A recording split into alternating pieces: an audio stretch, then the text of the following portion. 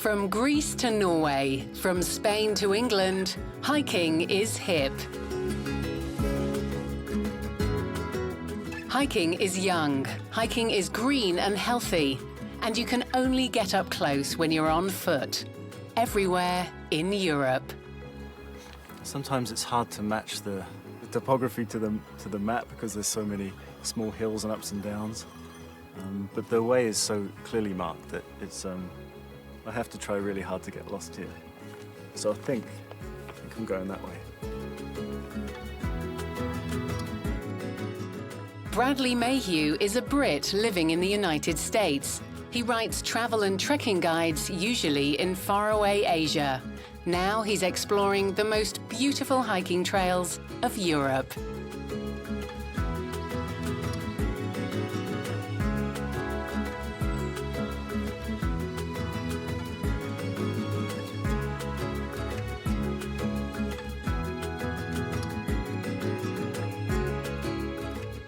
Crete, the largest island of Greece, lies in the eastern Mediterranean.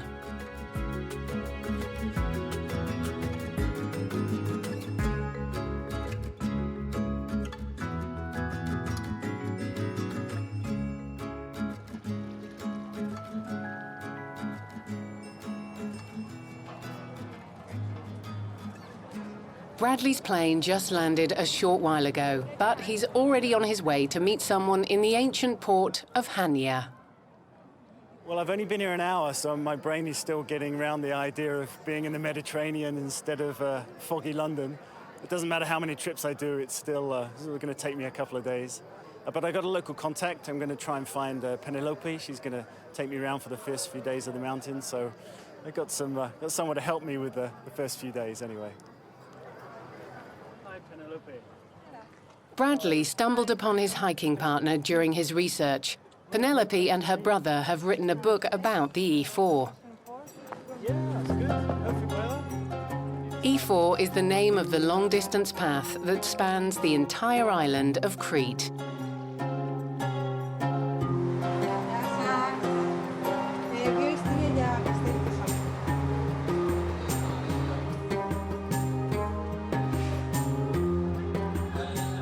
The E4 starts at the most northwestern end of Crete. It's an hour away by bus. Penelope Guini was born on Crete. Since finishing her journalism studies, she's making her living as a hiking guide for tourists. So what's special about walking in Crete? What makes this hike in Crete different from I think the most special thing is that you can always swim in the sea. Okay. Even when it's too warm, yes, the sea is always there, and if it's too hot, you can just jump into the sea.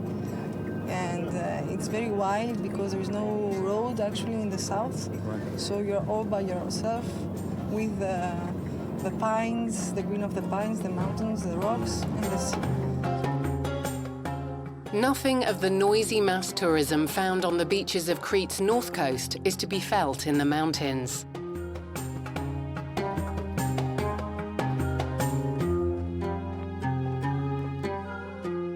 The E4 begins on northwestern Crete at the fishing harbour of Kissamos.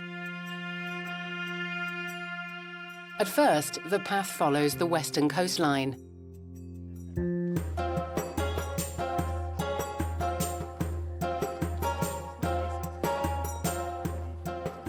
The European long-distance path E4 is over 11,000 kilometers long and spans all of Europe, from Spain to Cyprus. On Crete, it traverses the entire island. Bradley wants to hike its most beautiful section, which is the west of the island, from Kissamos to Lutro.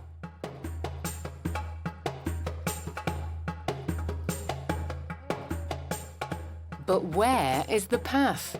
Here, in any event, it's hardly marked at all.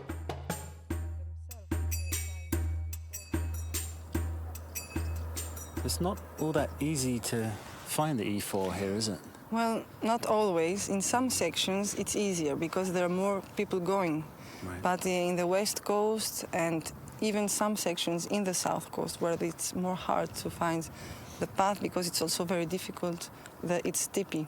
It's a very... Do many people from Crete hike? Is that a popular thing to do here? Well, not so many, but we hope that it will be more and more because now there is this new program in the schools that now they are getting interest about the E4s and the paths. So in the environmental education, they are starting talking about this.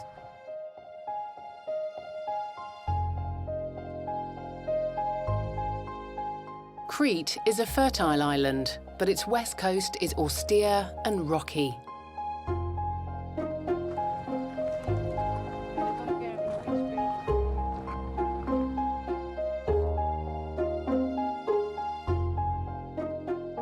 The local fishermen and farmers live scattered alongside the mountains. Larger villages or settlements are rare.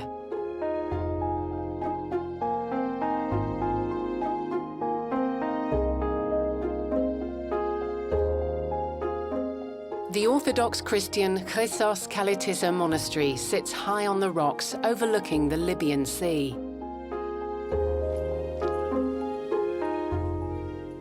The E4 hiking path runs directly in front of the monastery's entrance. Well, its name is Chrysoskalitissa, and it means that there was somewhere a golden step, but they say that Turkish took it from here. But there's also another legend where they say that you have to be very faithful so you can see this golden step. Oh, keep an eye open for it, sure. Yeah, watch a little bit your steps. Although I am colourblind. Well, it's not a matter, it's just a matter of heart.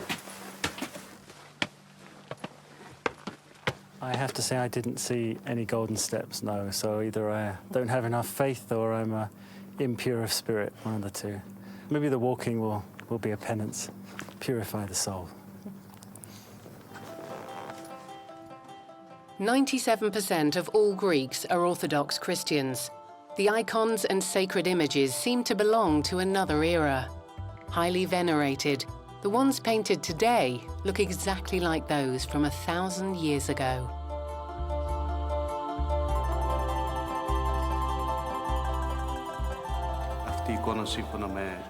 This is our most famous icon, over 1,000 years old. A shepherd found it. Back then there was no monastery yet, but after he found the image, this cliff, the place where he found it, became the location for the founding of the monastery. It's of the Immaculate Conception.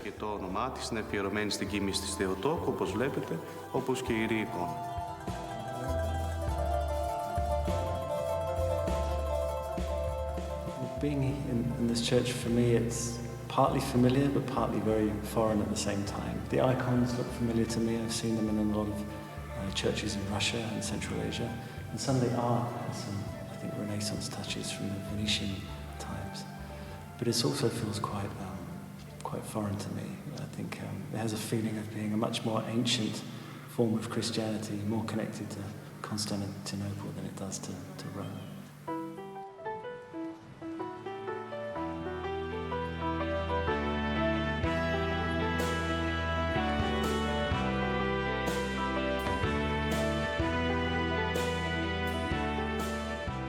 Time to take off the hiking boots.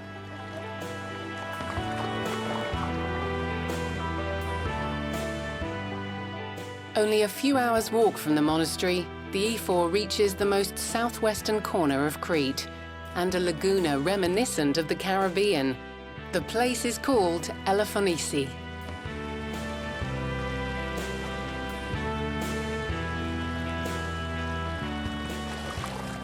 It's pretty hot in the mainland, so to be up to my knees in water is lovely. Unfortunately, my legs don't get to see a lot of sunlight, so they're not very tanned at the moment. It's the only day in the year where they get to see the sun.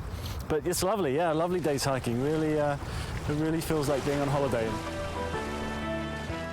The Laguna is a nature reserve that's been supported by European Union funds since 2000 in order to protect this stretch of beautiful, untouched coastline.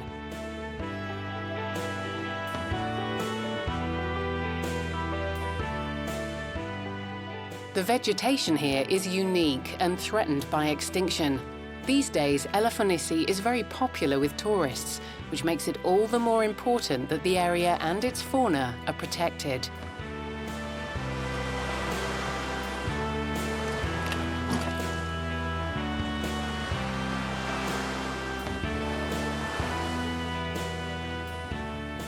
People can come here during the day, but they can't stay here overnight. They have No, to they go can't back. come. No, it's a protected area. That's lovely. Yeah. It's nice that it's protected, otherwise there'd be hotels and cafes and burger places. I hope also that the people who are coming realize that they have to respect everything and not to leave garbage, because that's the mainly problem in the beaches. After the Elafonisi Nature Reserve, the E4 continues alongside a long bay. Then the path reaches the south coast of Crete.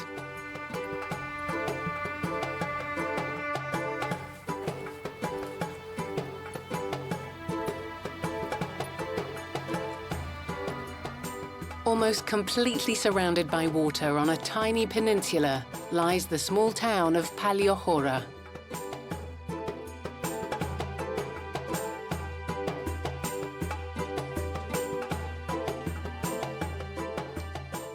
Penelope and Bradley take advantage of the opportunity for lunch. Crete's cuisine is said to be particularly healthy. Some scientists have even coined the term Cretan diet, with claims it can even delay aging. Is this what keeps Cretans living to It 250 seems to, years old? Some researchers say that. Olive oil, wine, and good life.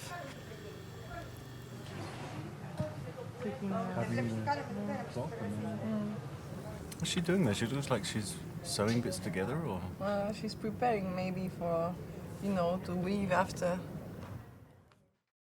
I think that's an interesting thing. This one piece will make 52 layers. Watch on mobile devices or the big screen. All for free. No subscription required.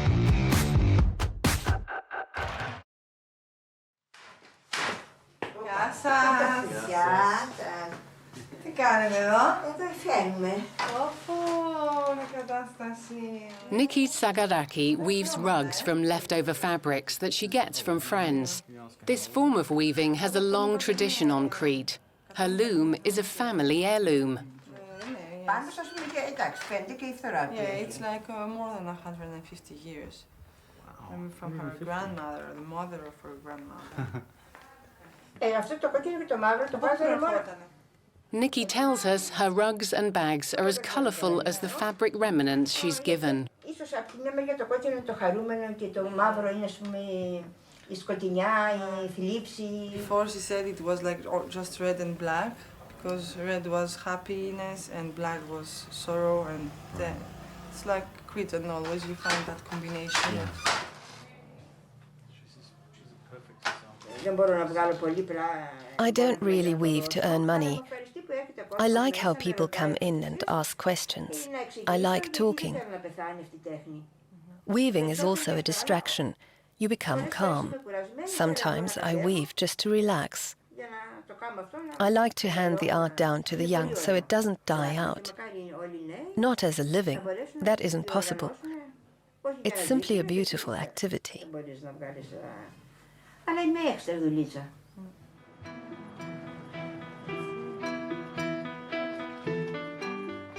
The town limits of Paliochora soon lie behind them.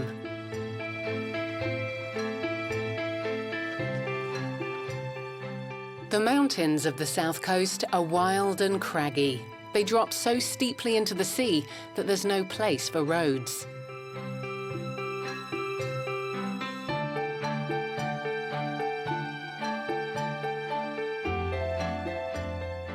You can only get from one coastal location to the next on foot by taking the European long-distance E4, which follows the ancient footpaths that have always connected the different villages. Because the E4 grew from older paths, it doesn't just follow the coastline. It twists and turns up and down and also traverses a number of gorges.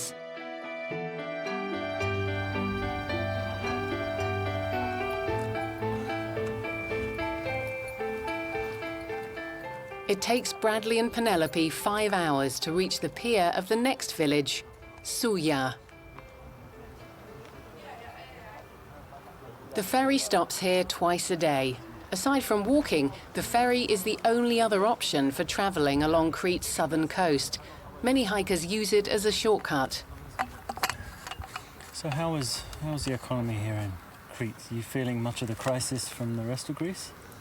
Well, actually, it's much better than the rest of Greece, but sometimes behind the scenery of tourism, you can find personal stories that are really sad. But then it's also a new start for other things, so it's bizarre, like a feeling that it is really a crisis, not so much economic crisis, but like a crack in your life, and you are seeing towards where you are going to go. Yeah, I imagine mentally it's quite difficult to deal with that kind of challenge. It's quite...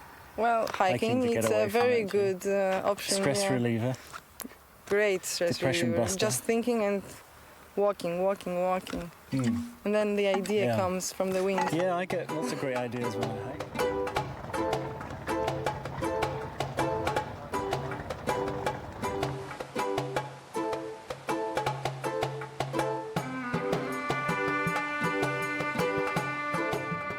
Penelope and Bradley use the ferry to shorten their hike by 8 hours. Like the other travellers, they take the opportunity to enjoy the beauty of the passing scenery.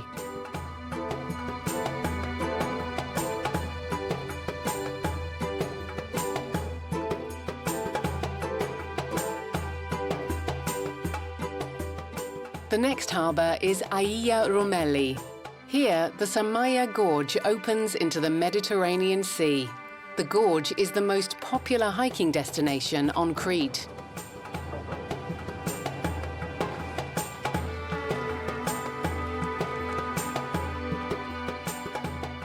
At 18 kilometers long, the Samaria Gorge cuts through the mountains.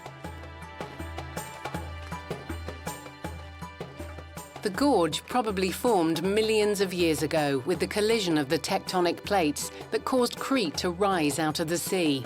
Erosion from rivers and running water then gave it its present-day form.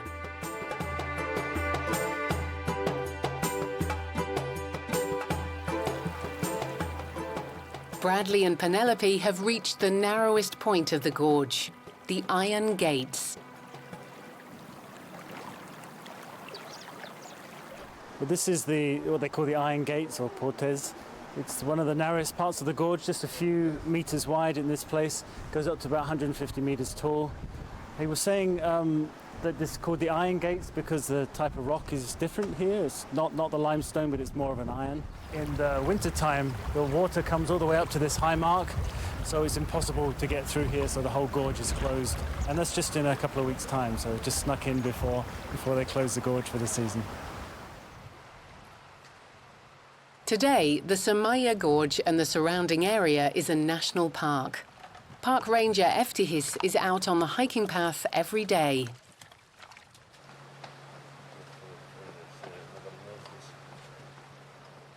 In high season, it can get pretty crowded between the steep rocky faces of the gorge.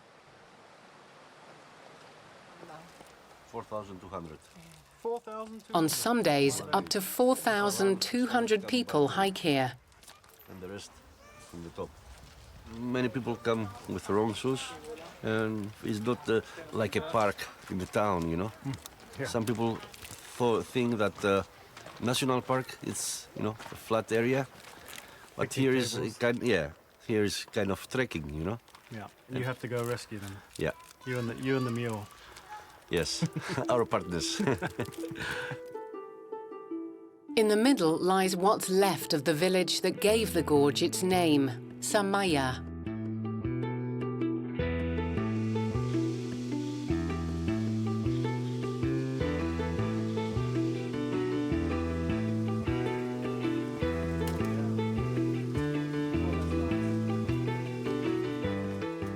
The village was abandoned when the national park was founded. Today, its only inhabitants are Cree, a kind of wild goat native to the southwest of Crete. The Samaria is considered the longest gorge in all of Europe. Most people hike down the gorge, but not Bradley and Penelope. The last 3 hours uphill are very steep and serpentine. And Straight uphill. Yeah, 1,200 meters up. This is hold the on, end. I think I forgot my water bottle. Oh, it's not the right time to do that. At the top of the gorge, surrounded by a range of mountains, is the Omalos Plateau. It isn't large, but it is fertile.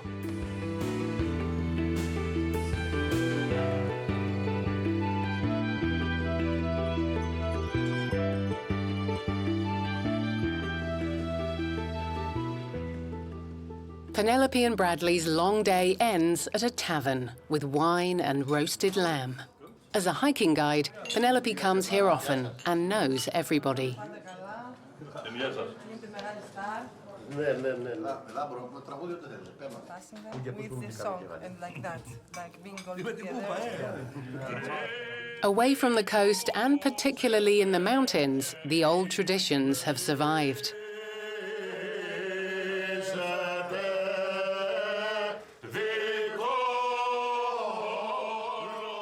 The old songs are known as Resitica, which means from the foot of the mountains. That's wonderful. You know, I've been walking up through the mountains most of the day, and now I feel like I'm hearing the mountains, you know, in the evening. So it's wonderful. Yeah, great. I think they all seem to be drinking songs, though. Sad drinking songs more than anything else. The people of Crete are known to be rebellious and able to hold their drink.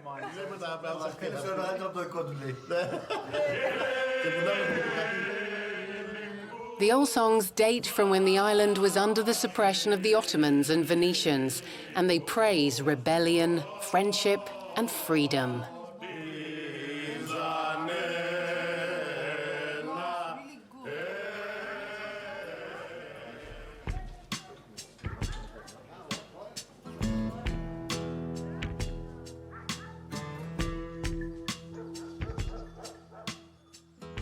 The next morning, Penelope has to return to Chania to work.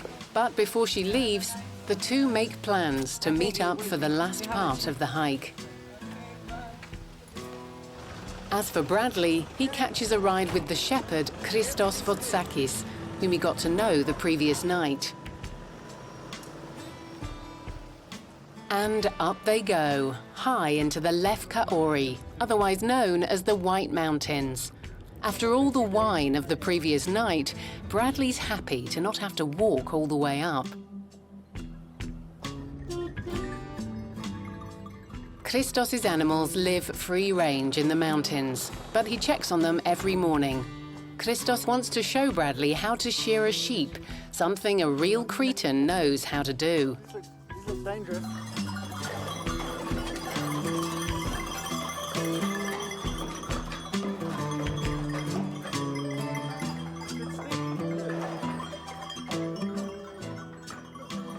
That's the beauty of hiking. You're up close to real life.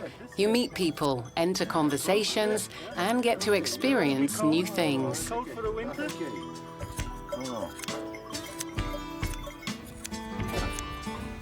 I think the sheep's a lot more comfortable than I am.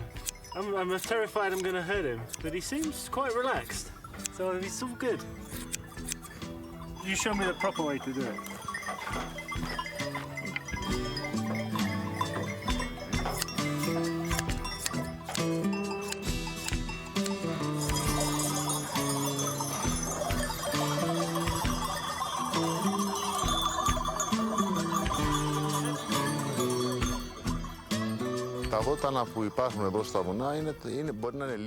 The herbs the sheep eat are very aromatic due to the dry climate.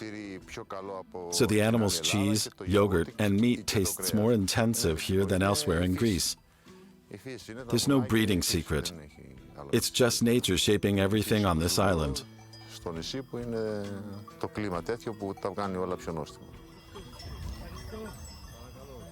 From here, Bradley continues on his own, into the high mountains of Crete.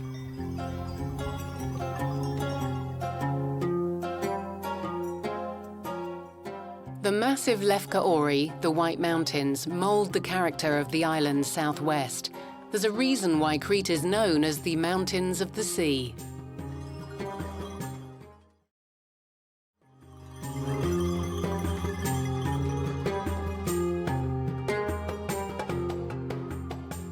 The Kal Agi Mountain Refuge is one of the few in the Lefka Ori. Anyone who wants to can spend the night here, but Bradley only allows himself a short respite.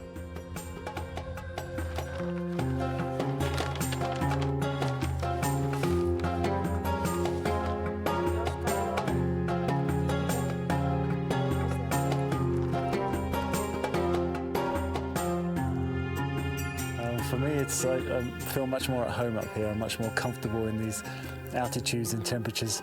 When I'm down on the beach, I just want to drink a cocktail and lie on a sunbed. But up here, I feel like I really want to go exploring and do some serious hiking.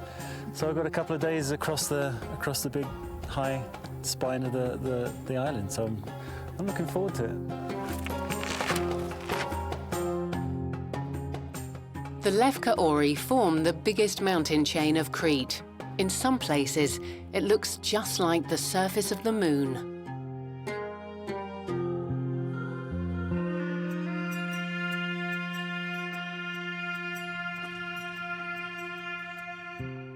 Peaks soar higher than 2,000 meters into the sky. The mountain range separates the north of Crete from the south coast.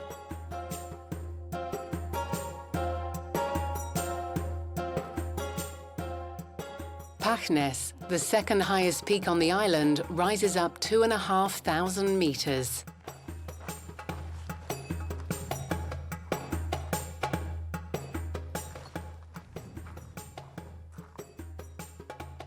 This is my kind of hiking. It's just empty, it's tough, it's barren, very rocky. You kind of need to know what you're doing up here. The sun's very strong. There's only a few places to get water. But I love it. It's quite a challenge.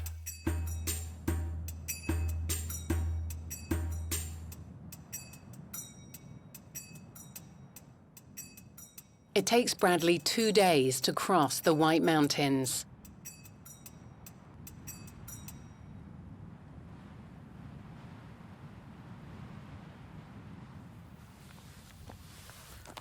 In addition to hikers, the White Mountains also attract scientists. The biologists Electra Raimundo and Panayotis Niktas work for a European research project. Hello, speak English? Yeah. Hello. Hi. How are you? So, do you mind me asking what you're doing here? It looks like you're counting rocks. Actually, we are counting plants. Ah, okay. We are now in the Alpine zone of the White Mountains of Lefka, and this is a very important area for plant biodiversity. And how many different species do you have in this square meter then? We'll find many. It's very small and tiny between the rocks, and but I can show you one somewhere here. This is one of the endemic of Lefka. Wow, yeah, I missed that one. One. You can smell it also, it's very... Ouch. They're spiky little plants, aren't they? Spiny, yes. Oh, that's nice. You can use it in the food also. Yeah, it's like oregano, yeah, you're right. It smells Italian to me. Yes, in the same family with oregano. Yeah, you can make a nice Italian pasta with that. In the whole UK, that is 30 times bigger than Crete, the island of Crete. You have 1,800 different species, and 1% of them are endemic. That means that they're only in UK. In Crete, we have the same number of species, and 10% of them are endemic. That is impressive. I take it back. I apologize. It's not just rocks. The biologist Electra is heading in the same direction as Bradley. She accompanies him part of the way back to the coast.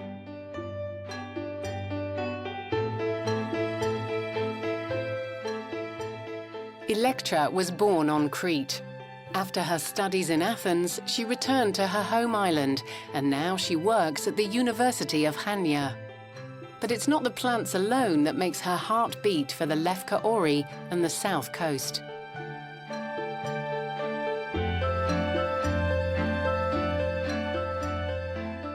Part of her family comes from the tiny village of Ayas Ioannis.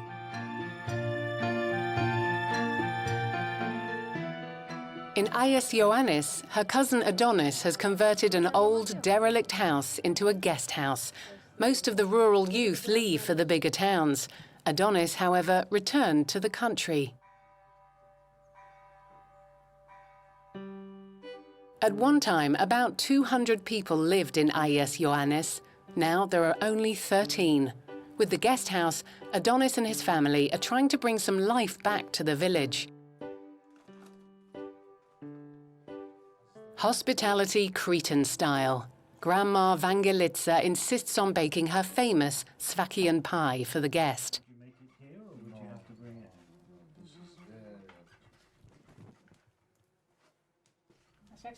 The simple dough is stuffed with mezithra, a homemade Cretan goat cheese. The cheese, nice and cold, in the middle, squish it down. The 77-year-old and her pie are legendary. And she's a strict teacher, but Bradley doesn't do so badly. Squish it down a bit.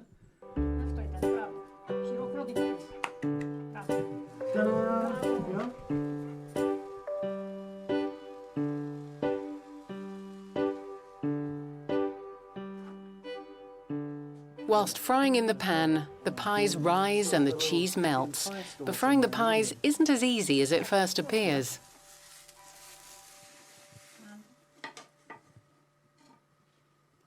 That's a good one. No, you want to go back in there? The cheese-filled pancake is sweetened with honey.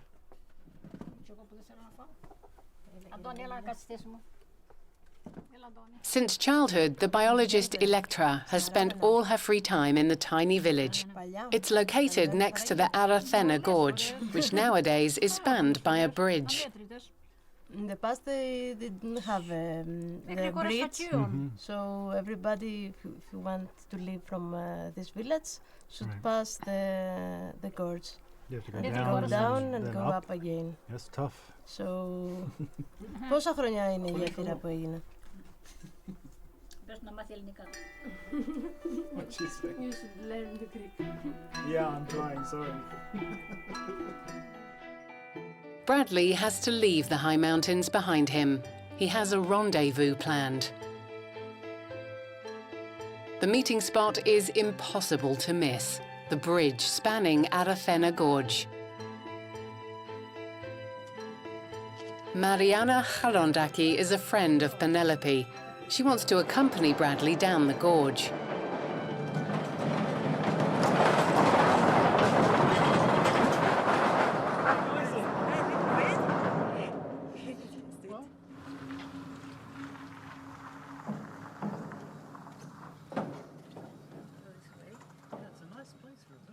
Along the ridge of the canyon lies the village of Aradena. It's been deserted for over 60 years.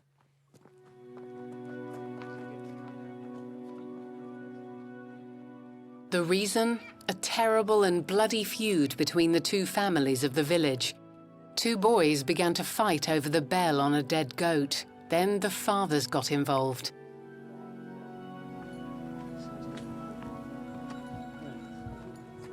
The casualties are buried in the graveyard.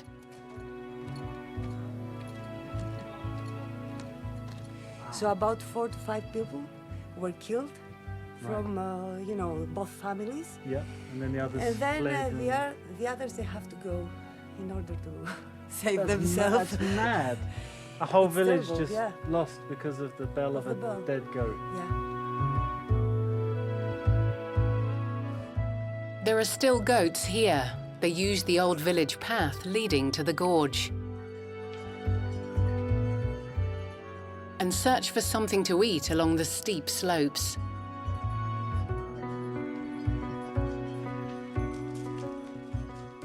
Sometimes they slip and fall, so in the Aradena Gorge, you should always keep one eye looking up.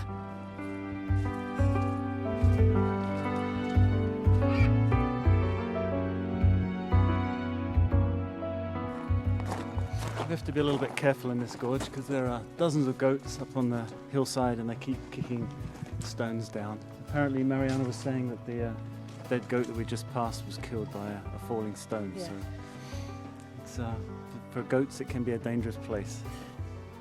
Either that or it was a suicide attempt. We're not quite sure.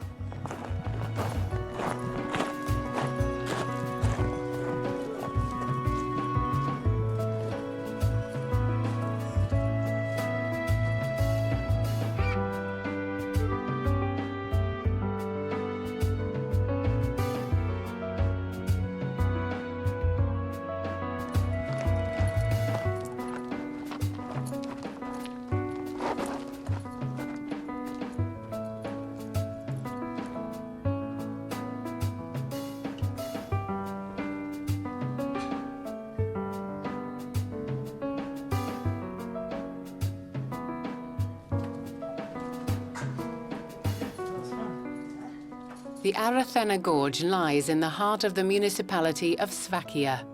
Slovakia was and is the home of most of the freedom fighters from the island.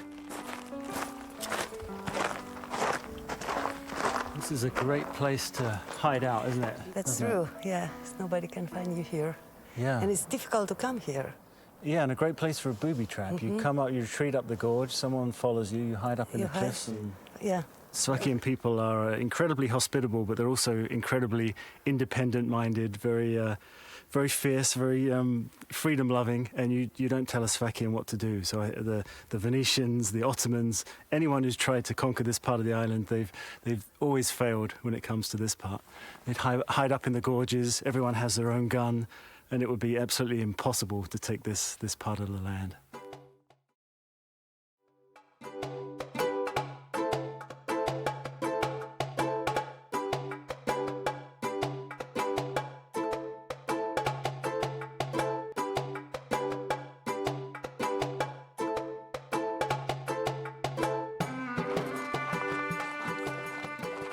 After 3 hours, the trail ends at the small Marmara Bay. This place on the southern coast can also only be reached on foot or by sea.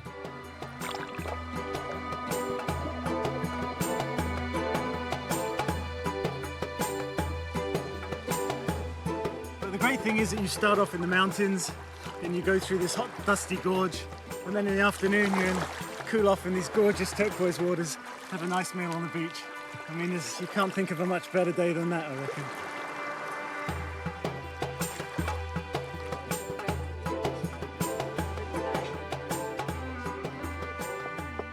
Tomato bread and roasted liver round out the hiking day, and the pair shelve their plans to make it on to the next village.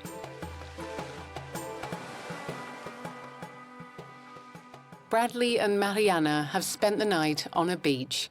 Technically, this isn't allowed, but it is tolerated. How are you? I'm good. Did you sleep well? Yeah, very well. It's extremely comfortable.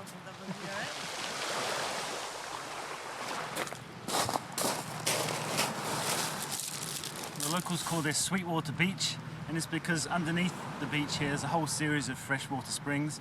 The water comes down from the White Mountains, and apparently, Mariana tells me, if you dig deep enough, you can get a source of fresh water just 5 meters from the sea.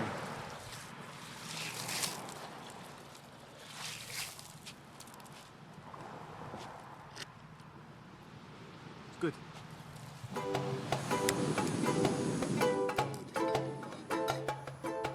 It makes a great cup of coffee.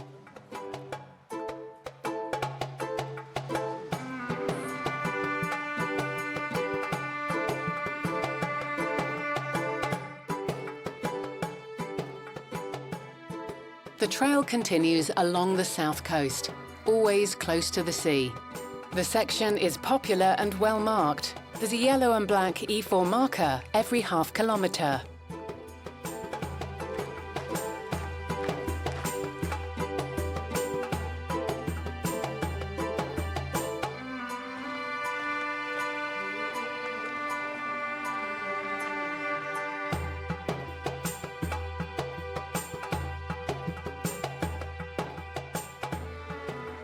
After 2 hours, Mariana and Bradley reach the former fishing village of Lutro.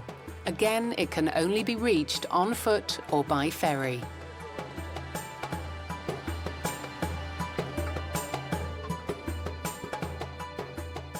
All-inclusive tourists seldom stray this far. Lutro is popular above all with hikers.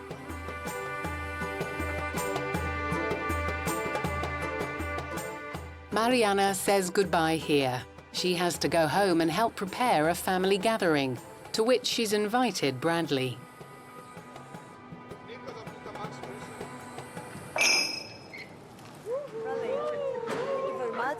See you on Friday. Thank you, yeah. Okay? Yeah. Have a nice hike and good luck Yeah, with thanks. this. Okay, Have bye. a safe trip. Bye-bye. Bye.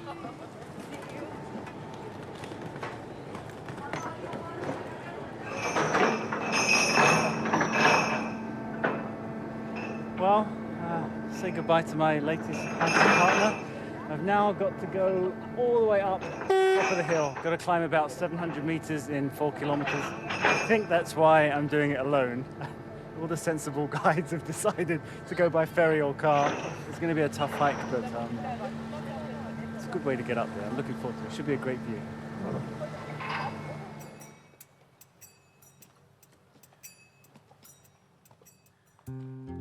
Lutro, with its narrow bay, was a good place to hide ships. That's why the harbour, indeed the whole region, was always a rebel stronghold.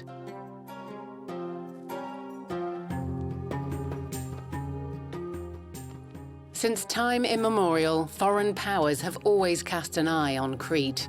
The Byzantines, Saracens, Venetians, and finally the Ottomans all conquered and ruled the prominent island, but never this area here.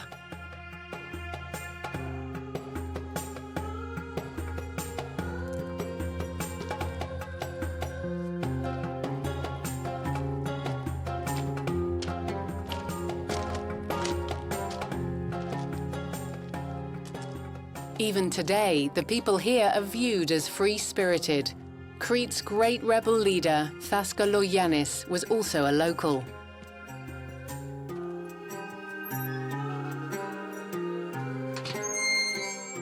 After a good 2 hours, Bradley reaches the chapel of Aia Ekatarini. It belongs to the next village.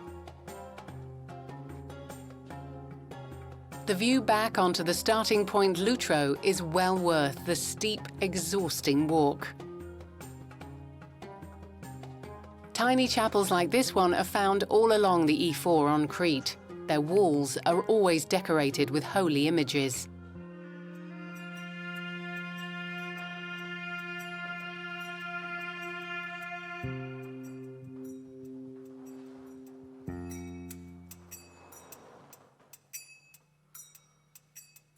So I think they're not really places where people would come and hold a mass or a liturgy. They're really to mark sacred places, or for passing walkers or for fishermen. They see the church up on the cliffs or by the water, get a sense of protection, a sense of solace. The church is there, don't worry, you'll be safe. 2 kilometers beyond the chapel is the village of Anopolis. In the center, next to the big statue, Bradley meets Penelope again, as arranged. Hello. Hi, how are you? Yeah. All good? Well, good, and you? Good. You look very relaxed. Well, and you're very exhausted. What were you doing? Hiking, maybe? I've had a much tougher day than you have, I think. So this is Thaskalogiannis, is it? Yeah, but you know many things, eh? I do some research sometimes. Okay. Yeah, he was one of the first revolutionaries against the Ottomans in 1770. Yeah, the decision for the revolution was taken in Lutro. Yeah. And then they just attacked from the mountains to the Ottomans in the north. A local hero then, is he? Yeah, something like that. Penelope wants to show Bradley the location of the most important battle between the Cretans and Turks. Frangokastello, built by the Phoenicians, lies directly alongside the footpath. 600 Cretans faced 8,000 Turks. The battle lasted a week, a bloody defeat for the Cretans. They say that the shadows every May, because it happened on May, you can see the shadows of the soldiers who hasn't been burned. So like they are wandering and trying to find peace. Okay. It's called drosoulitis, this phenomenon, that we see shadows here. People actually see these shadows? I don't know really, but they say they exist. Someone saw them. It's maybe something like a weird meteorological phenomenon that you see the shadows of the Sahara. Crete's got an incredible history. I mean, it's not measured in centuries, it's measured in millennia. You know, it's got from the Minoans, probably the earliest form of writing, the earliest culture in Europe, all the way through the Byzantine times. The Venetians were here, the Ottomans, all the revolutions and rebellions that have taken place in the last couple of hundred years. There's so much to see and discover here.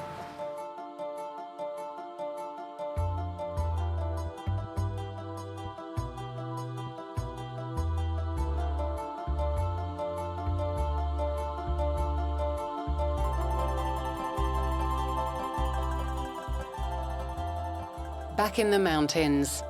At this time of year, the air is fragrant with wild herbs like thyme and sage.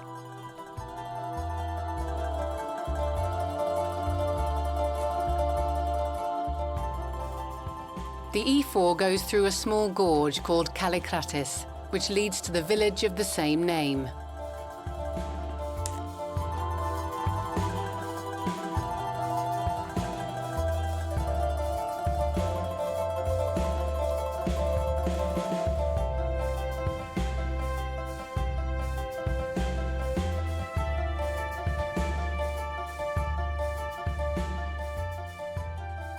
The village cafe also houses a small herbal shop full of sweet-smelling natural products. Hello. These are the herbs. This is the sage that we were cutting? That's the sage, yes. 22 years ago, the Danish proprietor came to Crete and fell in love with her husband and the rich nature of the island. But our main job actually is to distill essential oils. In addition to dry herbs, Janina also sells herbal soaps and oils. Everything is homemade.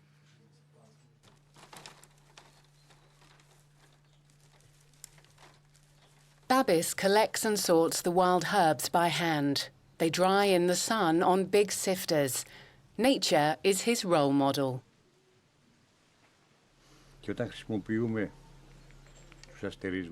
Organic and biodynamic agriculture orients itself to the stars and the moon. It really doesn't do anything except imitate nature.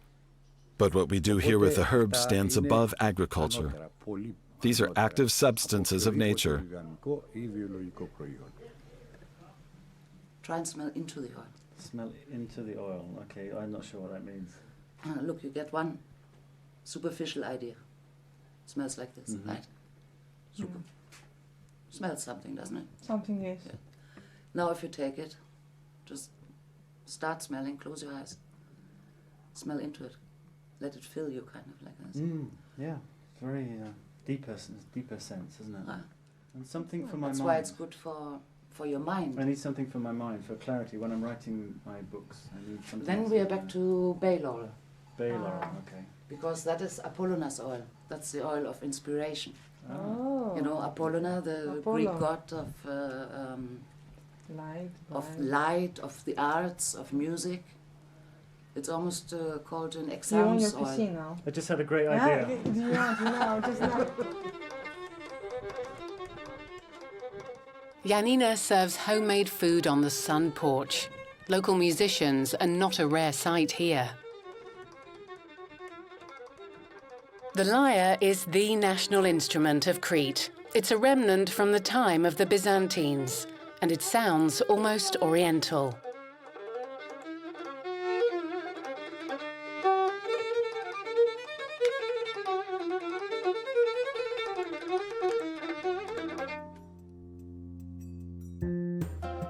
Bradley's time on Crete is coming to an end.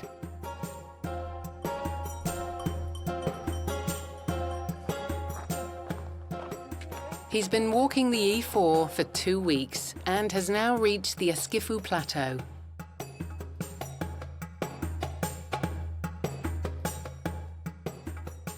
It's October, so the fields have long been harvested. In the villages, everyone's looking forward to the Tsikudia festival. This is a village, just a few meters left. Mariana and her cousin have invited Bradley to their family celebration.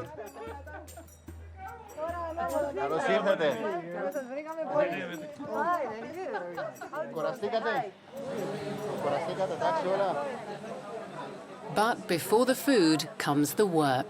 The pomace brandy Tsikoudia is distilled from the mash of wine grapes. On Crete, it's also called Raki.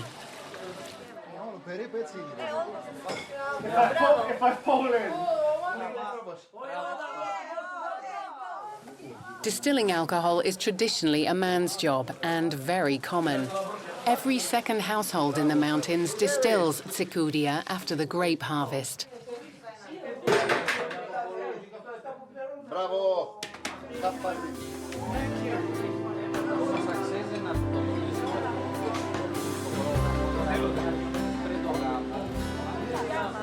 The E4 continues to the eastern end of the island. For Bradley, however, the path ends here. A combination of landscapes, the mountains, the gorges, the sea, the weather's been perfect. October is the absolute greatest time to come here, that's for sure. And the people have been really wonderful. That for me is what Crete's all about. Yeah, really enjoyed it. Cheers.